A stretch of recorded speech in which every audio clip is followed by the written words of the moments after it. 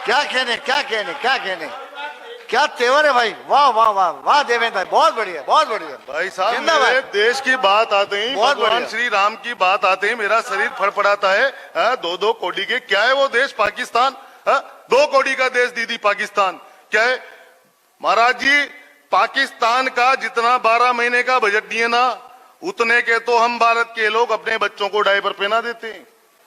2 कोड़ी का देश पाकिस्तान, क्या बात करें उस पाकिस्तान की। पाकिस्तान की जितनी पूरी आबादी नहीं है ना, उतने तो हमारे यहाँ नागा बाबा है। क्या बात करें उस पाकिस्तान की।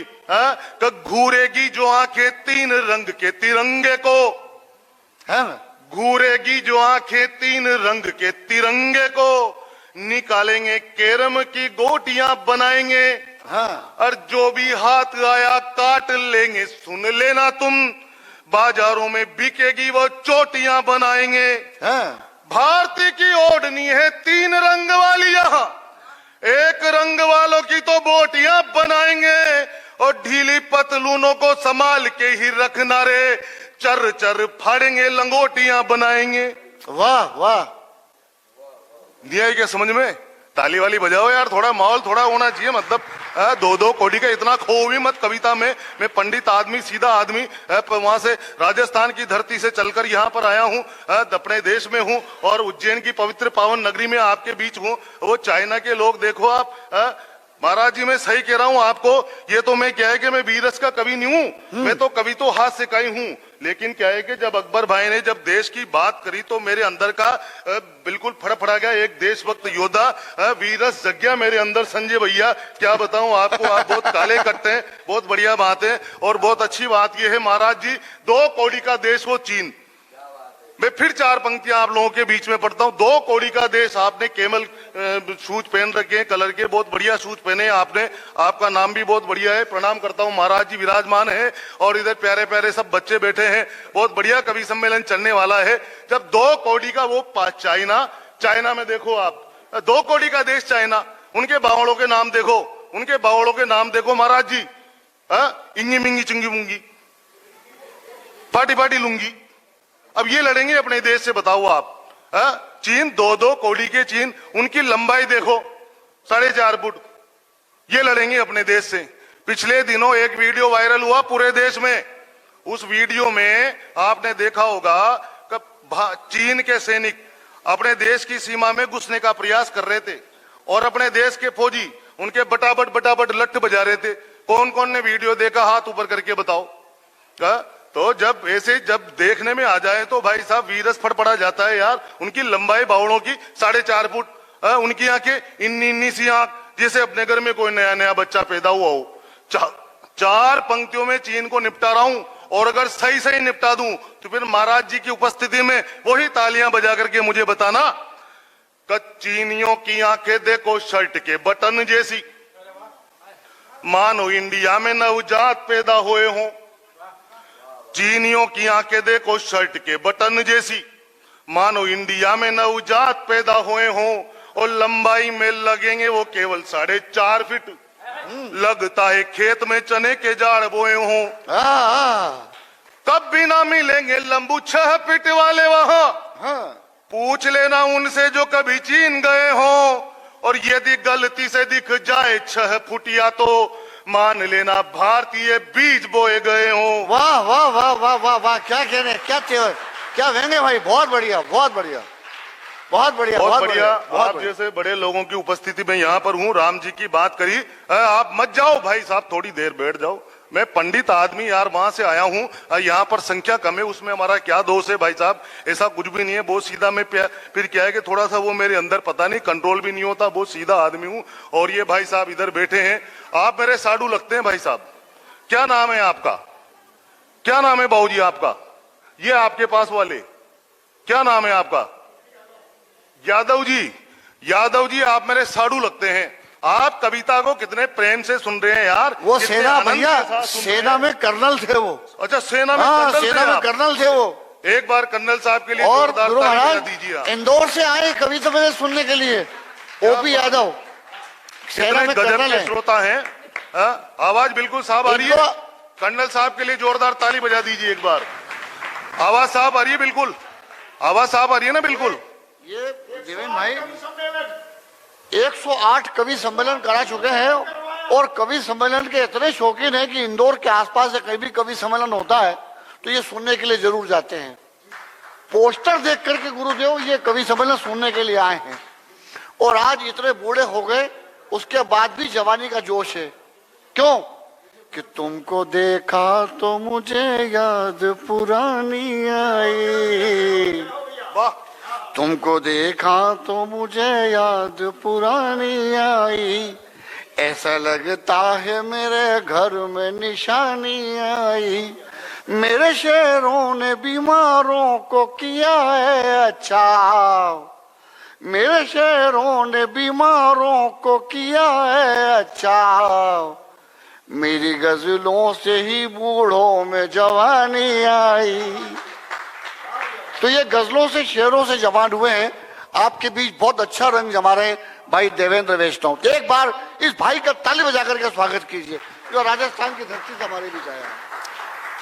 देखो, मैं मुश्किल से 10 या 15 मिनट आपके बीच में हूं और मैं समझता हूं कि सर्दी बहुत तेज है और बिल्कुल ठंड और गलन है, तो मैं मेरे साडू जी कर्नल साहब को प्रणाम करते हुए और बिल्कुल आप देखो, अब आप कहोगे कि यार साडू कैसे, आप मेरे साडू का देखो कि उनका भी मैदान साफ और अपना भी बढ़िया शानदार काम है। और दूसरी बात महाराज जी, एक बहुत बड़ी बात मैं आपको बता दूं, आप ताली वाली बजाओ, कोई दिक्कत वाली बात नहीं है। मैं एक बहुत बड़ी बात आपको बता रहा हूं। महाराज जी ने सोचा होगा, या तमाम लोग जितने भी बैठे हैं वो भी सोच रहे होंगे कि यार पंडित ने साडू को पहचाना तो पहचाना कैसे।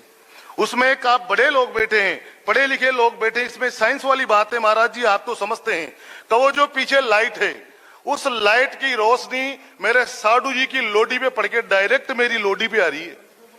इससे डायरेक्ट पहचानने में आ रहे हैं कि यार अपने साडू जी हैं। और बहुत बड़ी बात में आप लोगों के बीच में क्या हुआ संजय भैया, बहुत बढ़िया कवि सम्मेलन चल रहा है, आप तो टाइम पे निकल लिए, अभी इधर क्या है? अच्छा आशीष भैया आगे क्या, बहुत बढ़िया बात है। और ये अकेला जी संचालन कर रहे थे, कह रहे थे कि यार ये काले बेटे हैं, मेरे लिए बोला थोड़ी देर के लिए कि मोटा बैठा है, इतना भारी भरकम आदमी बैठा है, तो मैं अकेला भाई साहब बहुत बढ़िया संचालन कर रहे हैं आप। लेकिन मैं आपको बता दूं महाराज जी की उपस्थिति में एक बहुत बड़ी बात मैं आप लोगों के बीच में करने जा रहा हूं।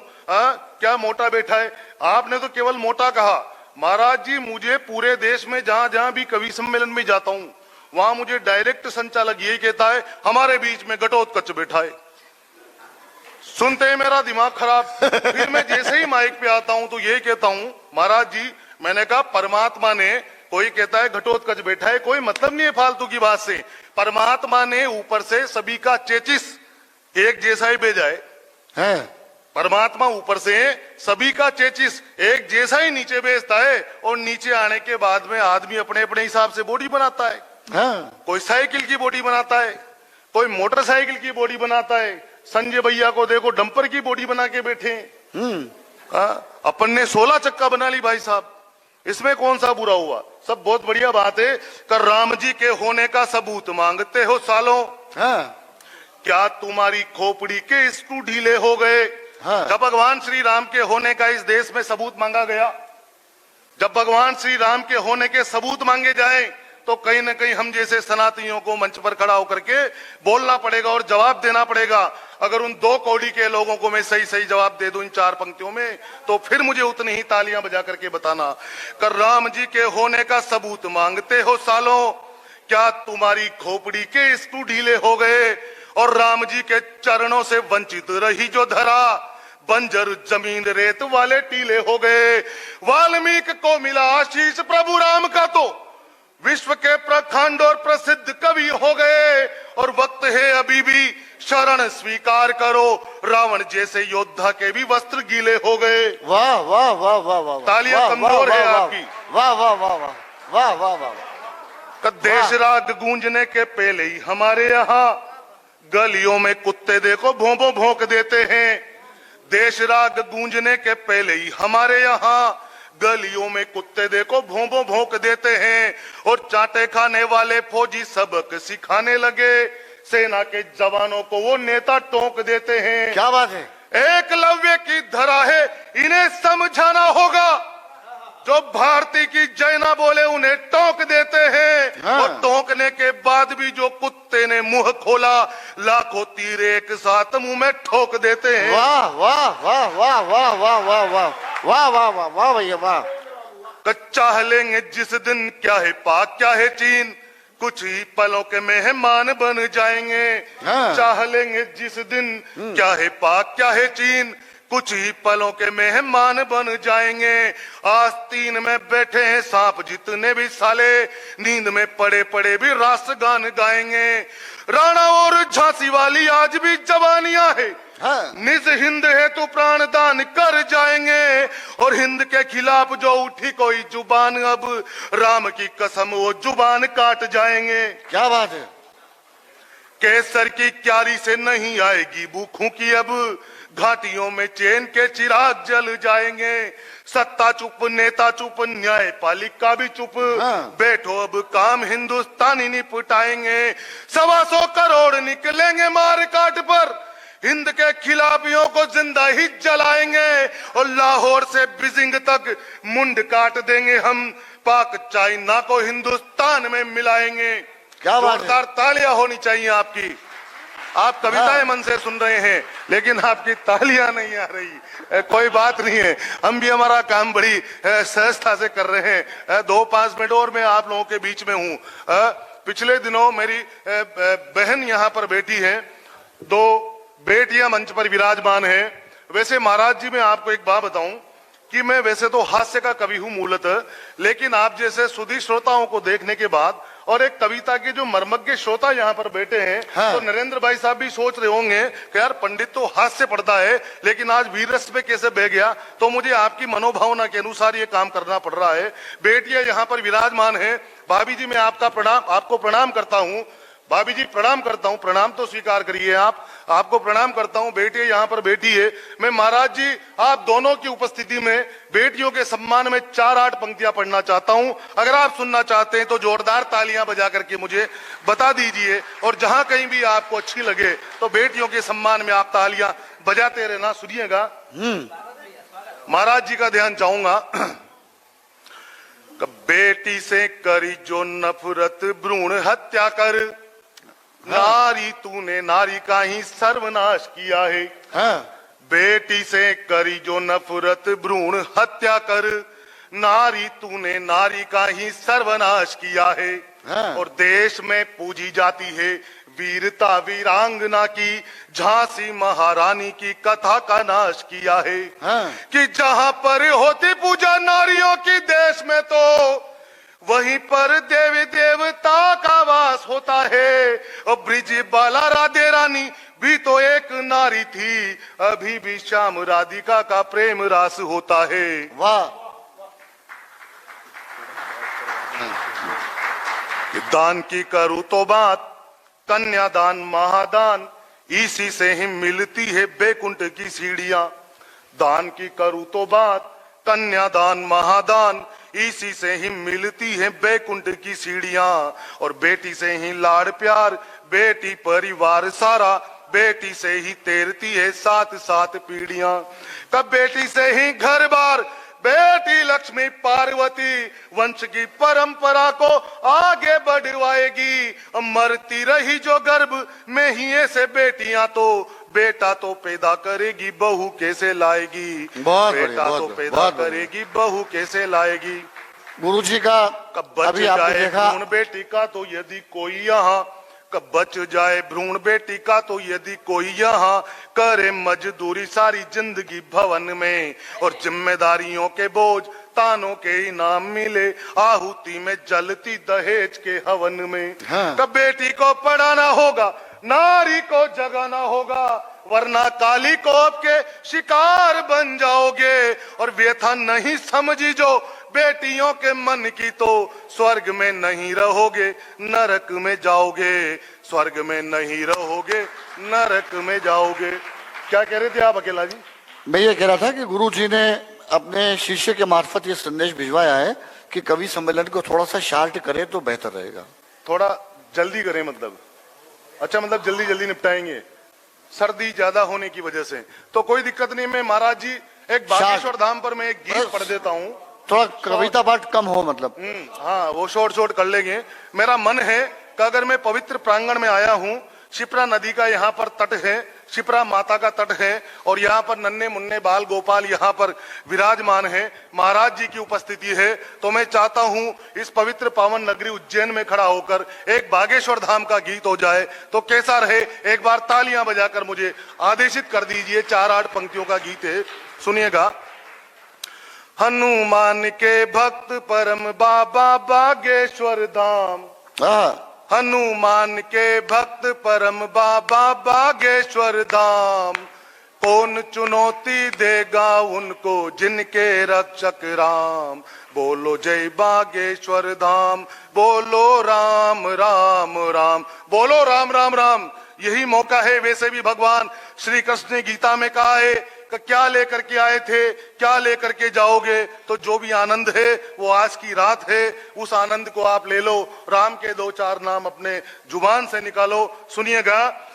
हनुमान के भक्त परम बाबा बागेश्वर धाम, हनुमान के भक्त परम बाबा बागेश्वर धाम, कौन चुनौती देगा उनको जिनके रक्षक राम। बोलो जय बागेश्वर धाम, बोलो राम राम राम, बोलो जय बागेश्वर धाम, बोलो राम राम राम। हनुमान के भक्त परम बाबा बागेश्वर धाम, कौन चुनौती देगा उनको जिनके रक्षक राम। बोलो जय बागेश्वर धाम, बोलो राम राम राम। भगवा और सनातन को झूठा ठहराने वालों, राम रूप गिरधर जी को ग्वाला बतलाने वालों। भगवा भगवा भगवा और सनातन को झूठा ठहराने वालों, राम रूप गिरधर जी को ग्वाला बतलाने वालों। मकड़ जाल में फंसे हुए फूहड़ मकड़ी के जालों, पहले खुद को सिद्ध करो रे चमचोर दलालों। 14 भुवन के स्वामी हैं सृष्टि के नायक राम, कौन चुनौती देगा उनको जिनके रक्षक राम। बोलो जय बागेश्वर धाम, बोलो राम राम राम।